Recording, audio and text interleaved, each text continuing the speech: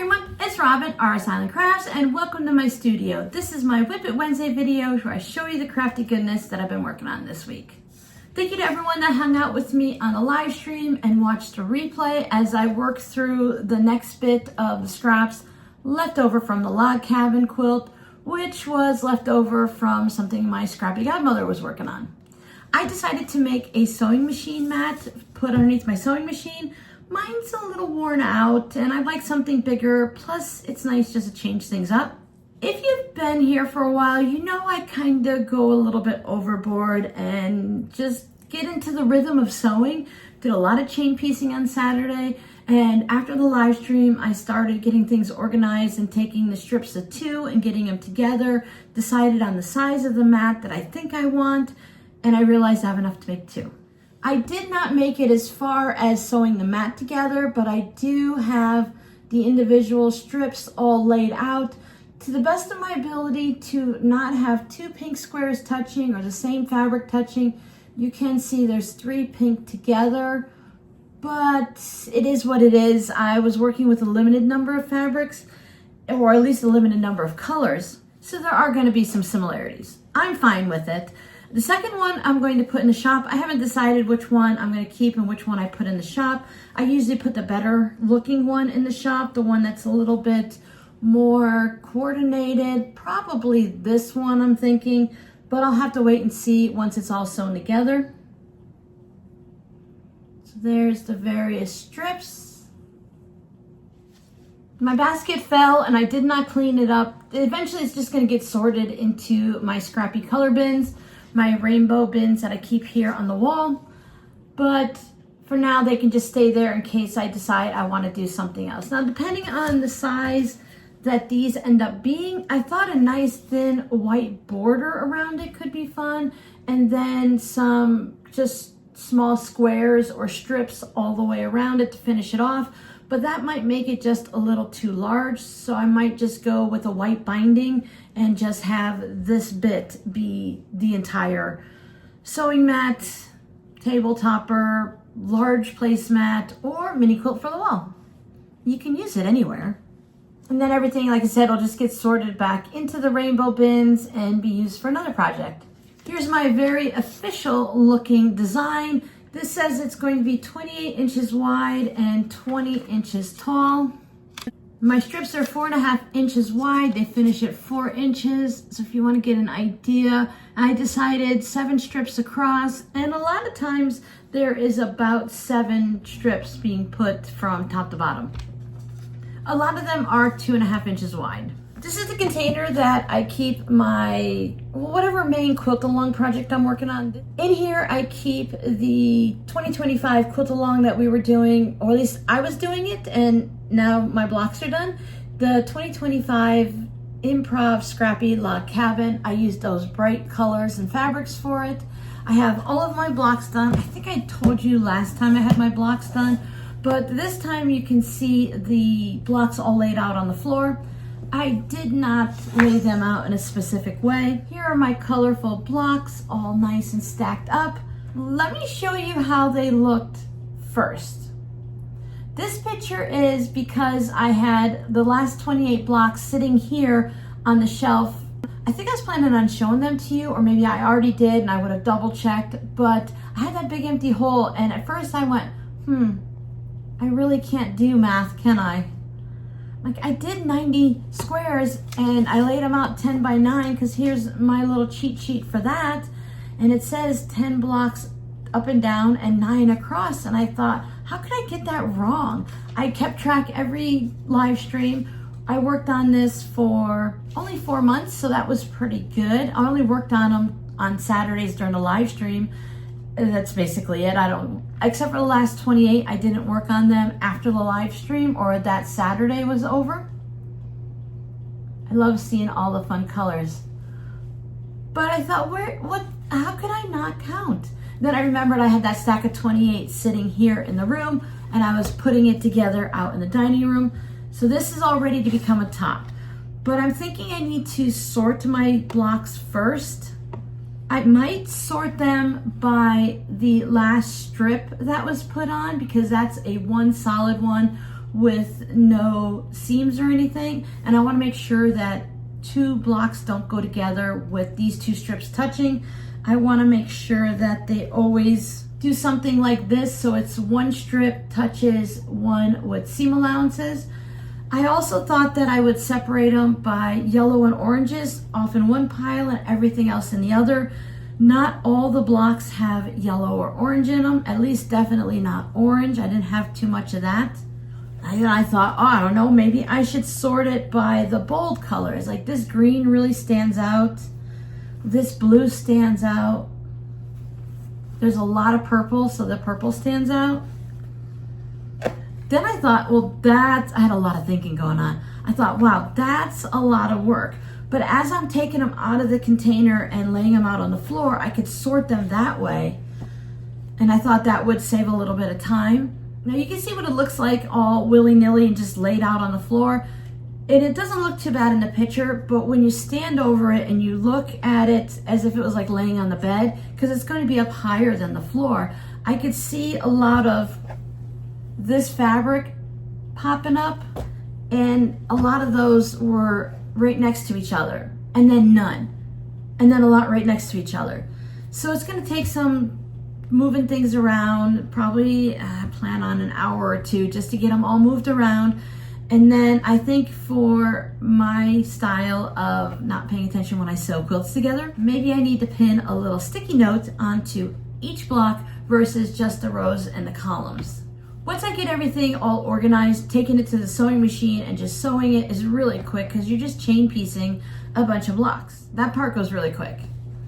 And then I can look at the finished quilt top and realize that I still ended up putting 2 of the same purple fabrics together, or 2 greens touched, or whatever. It's going on my bed. I know how I operate. I'm not going to worry about it. Speaking of quilt tops, we received another block for the community quilt. And as far as I know, we only have 1 block that's left that's supposed to come eventually. And these are going to be going on the back because the front's all done. But I plan on piecing the back, and if there's enough blocks back there, as it's hanging on the wall here, periodically I'll just flip it over and let the back have its turn being highlighted. During last week's live stream, I also finished one of the diamond painting keychains from the Dollar Tree.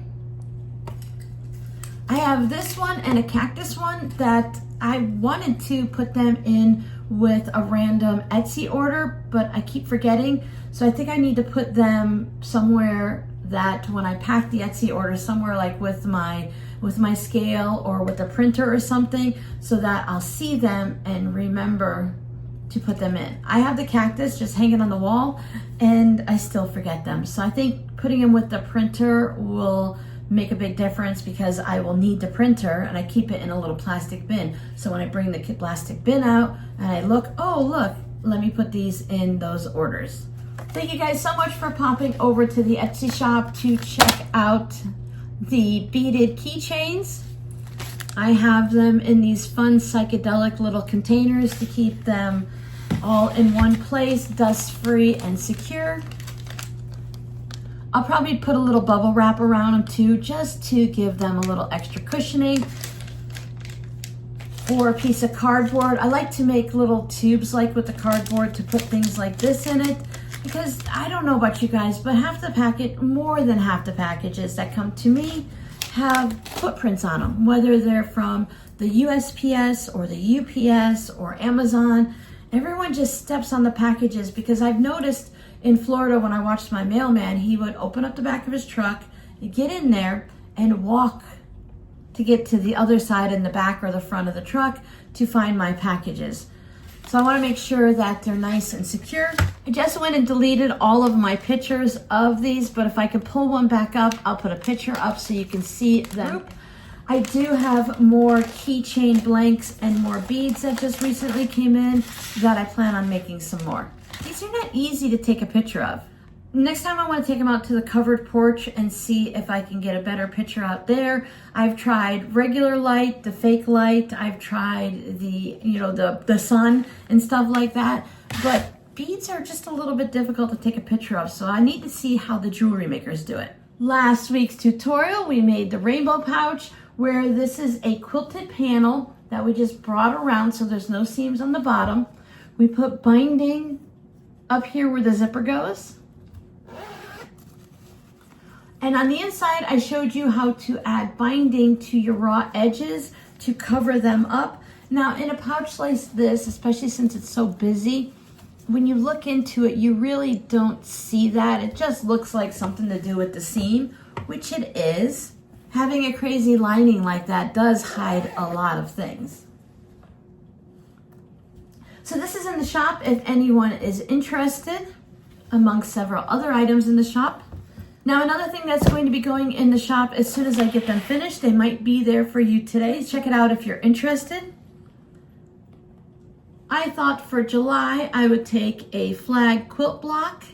I really love the flag quilt blocks and the flag quilts. It's probably from seeing the American flag, red, white, and blue for your entire life, but I really love the way the fabrics look together. Now, I made 4 of these. They're all very similar and they all have about the same fabrics. A lot of my red fabrics are orange or brick red and not flag red, so it did make it a little bit harder to find the different reds for the stripes. I did use the same white. It's the white swirls that I love, plus I thought the blue stars were perfect. Some people I've seen make flag quilts and they put little fun designs in the red, but again, like I said, all of my fun fabrics have more of an orange tint to it and it just doesn't look nice. I did some very simple quilting. I quilted around the stars and then I just quilted about 1/4 inch away from the seam on both sides of the stripes. The white swirl fabric, you can see that up here for the lining. And this fun red blotchy fabric with the white stars for the backing. Everyone's getting the same. All of the pouches are basically going to be identical. I think I'm just gonna list them as 4 pouches, show them all, versus, pick which one's your favorite, because one of them will have this red fabric here and another one will have it there, another one might have it there, and then this fabric. It just might be in different places, but it's all the same fabric. So I'm at the point that I'm actually going to be sewing the zippers together and with the zipper pouch itself together, and I'm hoping to have them done and in the shop by Wednesday. Apparently I have 2 doctor's appointments this week. Thankfully I've got a good family physician. They scheduled a dermatologist appointment so I can get my hands back under control. And then I have my regular pain management that I go to every month. And while I'm out, I need to get a haircut. And I also want to go to that Bob's Trading Store, I think it's called, that someone had suggested on Saturday's live stream. I looked it up through like Google Maps and they have some like Yelp pictures in there and it looks like a really fun store. They had fabrics and craft supplies and then it looked like a Dollar Tree at the same time. So I'm really looking forward to going there. So one of those 2 days I'm going Wednesday and Thursday for my appointments, and it's all in that same area because everything here just seems to be all in that same area, which is really nice. So I'm gonna go check that out. I didn't see it before because it's kind of off in a neighborhood versus right on the main roads. So your scrappy word for today is log cabin. Did you guys sew along with me? Did you make a log cabin? Did you work on a different quilt? I know a few of you had made various log cabins and some of you just worked on your own WIPs. That's one of the fun things about hanging out together during like a live stream, because you can work on the project that the person that's hosting the live stream is working on, or you can work on something of your own, whether it's cleaning your house or cleaning your sewing machine or working on a WIP. You know me, I enjoy working with the scraps, and I also like finding old projects that I haven't finished, turning them into something new. Just because you made a quilt block doesn't mean it has to be a quilt.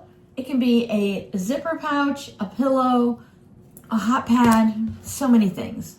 So thank you guys so much for hanging out with me, and I'll see you in the next video. Bye.